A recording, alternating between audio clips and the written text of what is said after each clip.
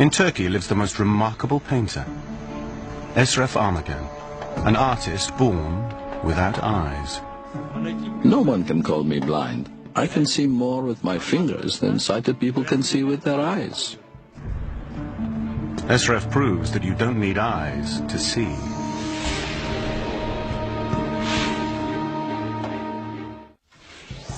At the University of Toronto, perception and cognition psychologist Dr. John Kennedy is investigating the abilities of an astounding man, Eşref, the blind painter. Eşref is a blind man who has been drawing pictures since he was a child. He draws astonishingly well. Many people would say he draws better than many sighted people. Eşref lives in Turkey.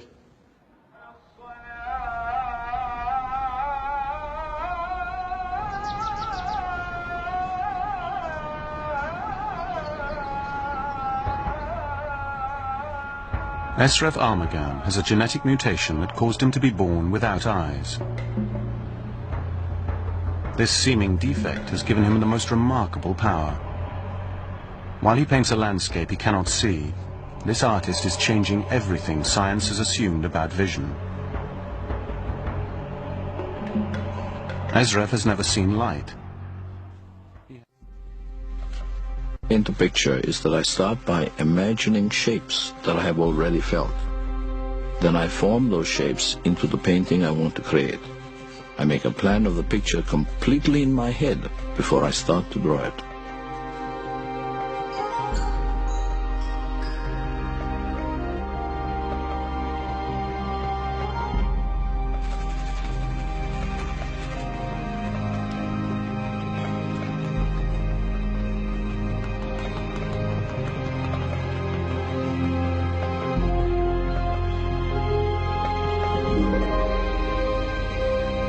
What's astounding about Eşref's paintings is his use of color, shadow, and composition.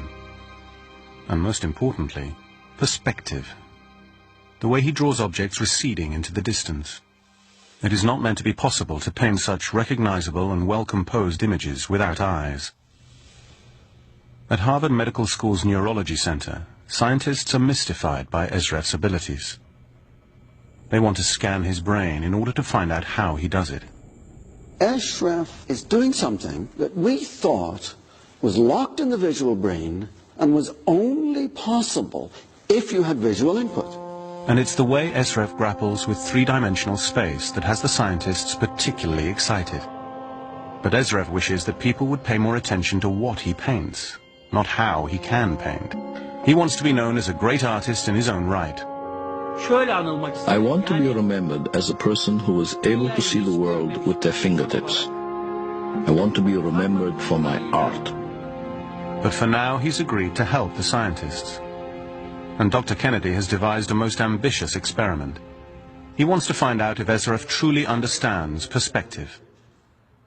And my experiment is going to be asking Eşref to draw a particular building in Florence, in Italy, that was the source, the origin of the discovery of perspective, how we show depth in pictures.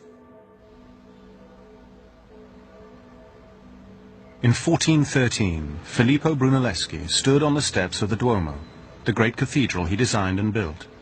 He looked across the square at the baptistry, an octagonal Roman structure. It was this building that finally unveiled to him the equation for perspective. The complex geometry makes it extremely difficult to draw, even if you can see.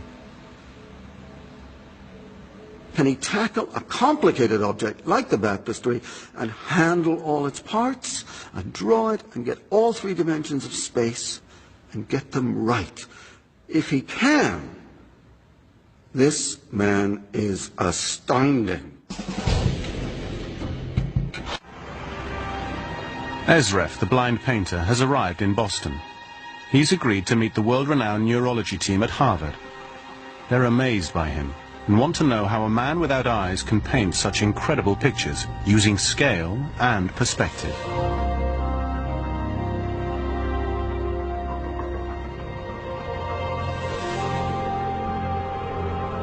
Their experiment will involve putting Eşref in an MRI scanner, asking him to draw and observing the activity in his brain.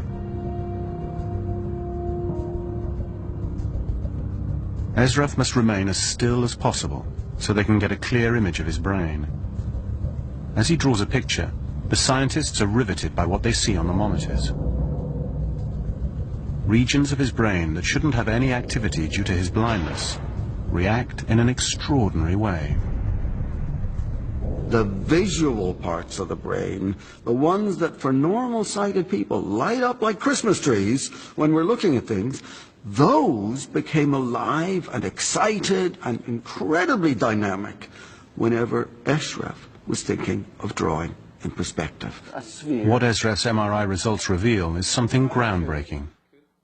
Eşref's brain shows us that vision involves more than just the information brought in through our eyes.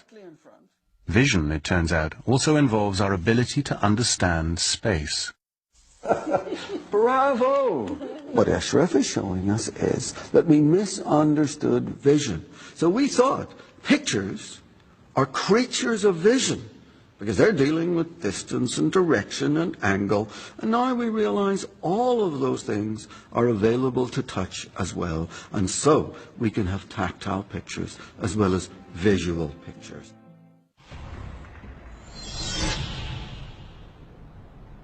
As Wim forges through the frozen wasteland, a blind man from Turkey is going to attempt to outdo Filippo Brunelleschi, the most important architect of the Renaissance. I'm going to ask Eşref to sit here where Brunelleschi was and draw this building. John? Eşref! How are you? How nice to see you. We have so much to do. There is a really interesting building right beside us. And I'm going to ask you to draw it. First, we got to find out the shape of the building. There's the side, right? Then you come to the corner, and then it goes at an angle. Eşref has been given no prior clues about this building. He's entered into this experiment without knowing what he was going to be asked to do. What Eşref must do is draw the sides of the baptistry upwards and downwards so that the lines converge on the horizon. This is what Brunelleschi did, and this is what even now most sighted people get wrong.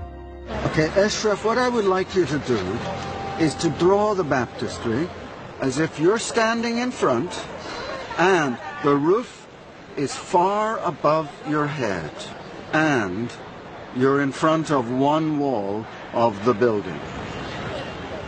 I'm you. Okay, go for it.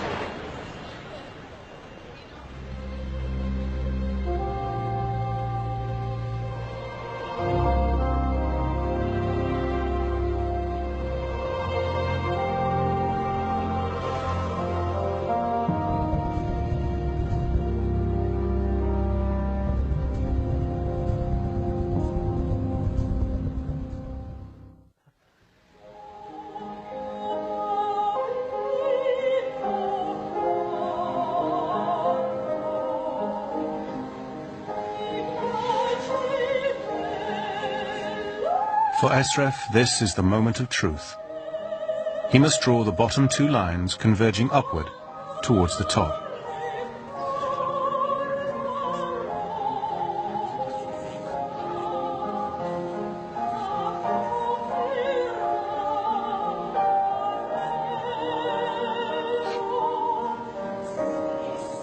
Eşref Armağan has just set his place in history. He has outdone Filippo Brunelleschi, a Renaissance master. Okay.